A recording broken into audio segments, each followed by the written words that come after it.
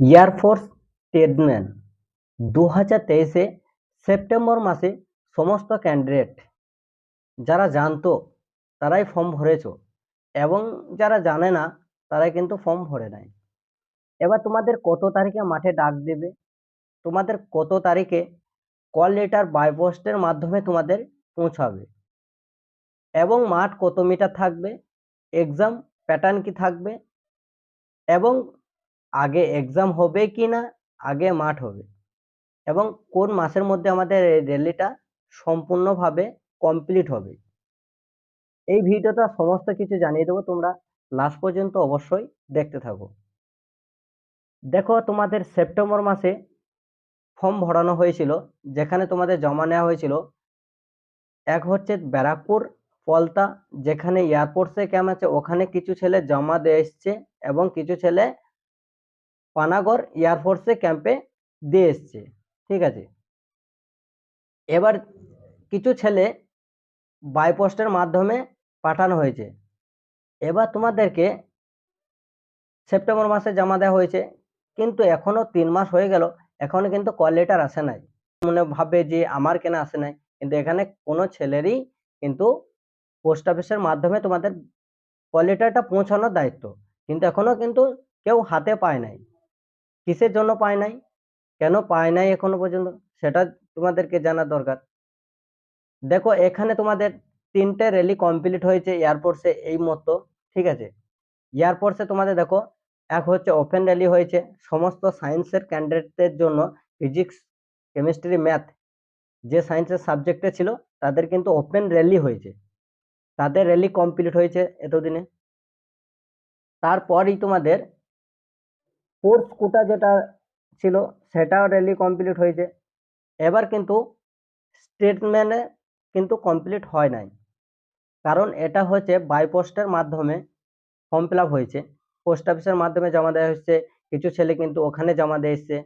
তো এই নিয়ে কোনো টেনশন করার দরকার নেই, তোমরা তোমাদের মতো এক্সাম নিয়ে মানে ভাবো। 20 নম্বর এক্সাম থাকবে এবং তোমাদের মাঠ কিভাবে হবে দেখো। ফার্স্টে তোমাদের কিন্তু এখানে জিকে থেকে 10 নম্বর এবং ইংলিশ থেকে 10 নম্বর, টোটাল কিন্তু 20 নম্বরের এক্সাম হবে।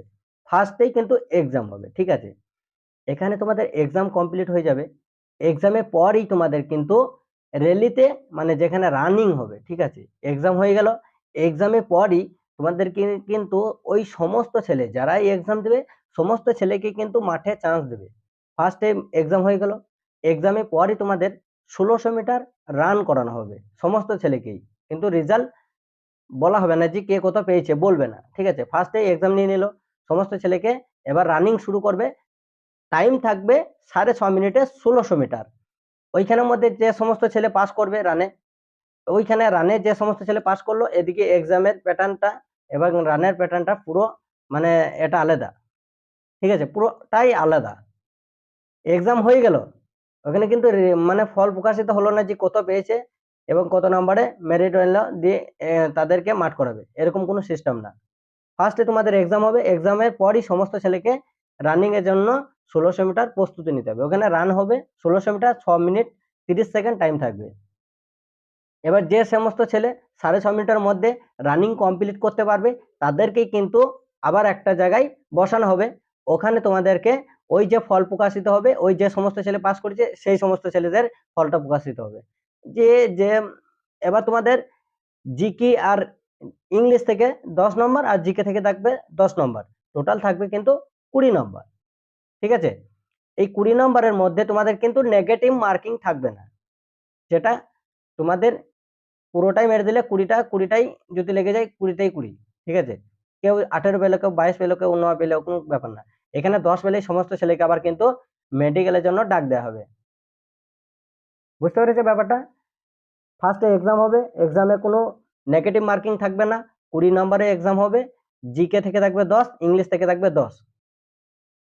পারলে না আন্দাজে মেরে দাও। ঠিক আছে, আন্দাজে মেরে দেওয়ার পরেই ভাগ্য যদি খুলে যায় তো তোমরা পাস হয়ে যাবে। এবার কিন্তু ওখানে ফল প্রকাশিত হবে না, এক্সাম দেওয়ার পরই কিন্তু 1600 মিটার মাঠ হবে। 1600 মিটার মাঠেই যারা পাস করবে সমস্ত ছেলেদেরকে ওই ফল প্রকাশিত করা হবে যে তোমাদের এত নম্বর 10 কি 12 নম্বরে লিস্ট আসবে। মেরিট লিস্ট আসবে 10 নম্বর কি 12 নম্বরের মধ্যে যে সমস্ত ছেলে পাস করেছে সেই সমস্ত ছেলেদেরকে মানে ওইখানে কোয়ালিফাই করবে, ঠিক আছে? কত পেয়েছে কিন্তু বলবে না। আবার যে একটা কল লেটার আছে ওই কল লেটার তো তোমাদের আবার প্রত্যেকটা বাড়ি মানে যে সমস্ত ছেলে পাস করবে তাদেরই কিন্তু বাড়িতে যাবে আবার কল লেটার, যে তোমার মেডিকেল লিস্ট নাম এসছে, তোমাদের এত তারিখে তোমাদের মেডিকেল হবে, কোন জায়গায় হবে ওখানে তোমাদের লেখা থাকবে। বুঝতে পেরেছো? এটা হচ্ছে এয়ারপোর্টস এর প্যাটার্ন। যেটা আগের বার হয়েছে এটাও সেম, কারণ এতদিন লেট হয়েছে 3 মাস, এবার তোমাদের ডিসেম্বর কিংবা জানুয়ারির মধ্যেই তোমাদেরকে মাঠ কিন্তু জানুয়ারিতে কনফার্ম হবে, ঠিক আছে? এই নিয়ে তোমরা কোনো টেনশন করবে না। এই জিকে আর ইংলিশ নিয়ে ভালো করে পড়াশোনা করো। এই নিয়ে তোমাদের কোনো চিন্তা করার দরকার নেই। মাঠও প্র্যাকটিস করো, 6.5 মিনিট টাইম থাকবে, 1600 মিটার।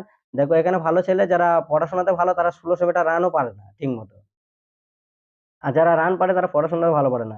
তার জন্য বলবো রান পড়া দুটোই চালিয়ে যাও, খুব তাড়াতাড়ি তোমাদের আসবে। এলেই আমি কিন্তু তোমাদেরকে সমস্ত ছেলেদের কল লেটার যাচ্ছে, তোমরা রেডি থাকো। আমাদের গ্রুপে অনেক ছেলেই আছে, কেউ পেলেই আমাকে জানাবে। এবার তোমরাও পেলেও আমাকে অবশ্যই কমেন্ট বক্সে জানাবে যে আমার কল লেটার চলে এসছে, ঠিক আছে? তোমাদের সেদিনকে আবার ভিডিও জানিয়ে দেবো আর কতজন ছেলে মাঠে ধরছে, এবং তোমাদের ওখানে যদি মাঠ যদি না যেতে পারো অবশ্যই আমাকে জানাবে। আমি তোমাদের সমস্ত ভিডিওর মধ্যে জানিয়ে দেবো ওখানে কতজন ছেলে মাঠ পাস করছে এবং কতজনকে ছেলে ডাক দিচ্ছে মেডিকেলের জন্য। সমস্ত ছেলে আমাকে কমেন্ট করবে, জানিয়ে দেবো।